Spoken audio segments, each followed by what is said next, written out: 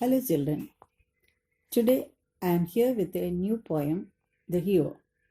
The Hero is an imaginary poem written by Rabindranath Tagore. First I will give you a brief description of the poet. Rabindranath Tagore, popularly called Gurudev, was born on 7th May 1861 in Calcutta. He was the youngest son of Rabindranath Tagore and Sarda Devi. He did not prefer to attend schooling. Instead, he was tutored at home by his brother. He learned anatomy, geography, history, literature, maths, Sanskrit, and English. He started writing poems at the age of 8. He wrote many stories, novels, poems, and dramas. Rabindranath Tagore, who composed the national anthem of India and won Nobel Prize for Literature in 1913, was a multi-talented person. Tagore got knighthood from King George V in 1915 for his contribution to literature. But as a nationalist, he gave up knighthood to protest the British policies in colonial India after the Jallianwala Bagh massacre. He founded Vishwabharati at Shantiniketan and died on 7th August 1941 because of kidney infection. I'll give you a brief summary of the poem. The speaker in the poem is a young boy who imagines that while traveling with his mother across a deserted wasteland, he is attacked by bandits. He imagines that he fights the bandits and saves his mother, earns her gratitude, wins praise from his brother, and astonishes all the villagers by his bravery. Returning to reality, he regrets that such things do not come true in the dull routine of his days. The poem is written in the form of a dramatic monologue of a child speaking to his mother. The poet had used mainly imagery in the poem. The poem has a number of vividly described word pictures like the sun setting over the wan grey waste of Radhi, the meadow prickly with the spiky grass, and the bandits with their hair all wild about their heads. Now I will discuss the poem in detail. Mother, let's imagine we are traveling and passing through a strange and dangerous country. The speaker, or the boy here, addresses his mother and asks her to imagine that they are traveling and passing through a strange and dangerous stretch of countryside.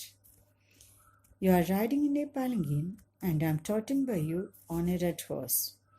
In the speaker's imagination, his mother is riding in a palanquin and he is riding alongside on a red horse. Palanquin means a covered or box-like carriage carried on poles on the shoulders of bearers. It's evening and the sun goes down.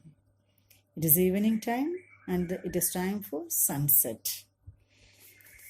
The waste of Radhi lies wan and grey before us. The land is desolate and barren. The wasteland of Radhi is in front of them, dull, grey and barren. You are frightened and thinking, I know not where we have come to. I say to your mother, do not be afraid. He imagines his mother feeling lost and afraid while he courageously tells her not to be afraid. I am there. You need not be afraid.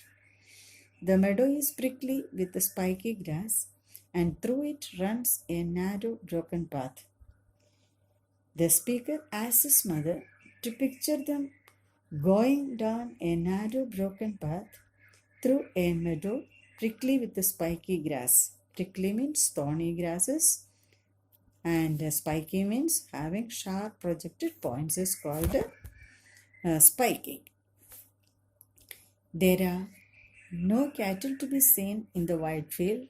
They have gone to their village stalls. It is desolate and there is not even cattle to be seen as it is evening and they have returned to their village shelters. It grows dark and dim on the land and sky and we cannot tell where we are going. The land and the sky grow increasingly dim. The light fades and it gets dark and it is difficult to see where they are going. Suddenly you call me and ask me in a whisper, "What light is that near the bank?" The boy imagines the mother turning to him in a sudden fear and asking in a whisper what a light near the bank could be. Some lights were there near the bank. What was that light? Just then there bursts out a fearful yell, and figures come running towards us. The boy then builds on his fantasy by telling his mother that fearful yells burst out as figures run towards them. Some yelling sound is there and some figures, that means some people are running towards them. You sit crouched in your palanquin and repeat the names of the gods in prayer. The mother hides fearfully inside her palanquin and begins to pray to God. Crouch means scar down. And whenever people are in difficulty or trouble, they used to pray. Same way, the mother also started to pray. The bearers, shaking in terror, hide themselves in the thorny bush. The palanquin bearers, trembling with fear, hide in the thorny bushes. They were so frightened that they went and hid themselves in the thorny bush. I shout to you, "Don't be afraid, mother, I am here." In his imagination, only the boy is unafraid, and he shouts reassuringly to his mother, saying that she should not be afraid because he was there to protect her. So he is telling her, "Don't be afraid, mother, I am here." With long sticks in their hands and hair all wild about their heads, they come nearer and nearer. In the boy's imagination, the bandits approach with the long sticks in their hands and hair all wild about their heads. Their hair is not combed properly and it is not in good condition, and they were coming towards them. I shout, "Have a care, you villains. One step more, you are dead men." The boy warns them not to come one step nearer. "One step more if you come, surely I'll cut you into pieces. Have a care, you villains. One step more and you are dead men. Surely I'll kill you if you come forward." Rest of the poem I will discuss in the next session. Thank you.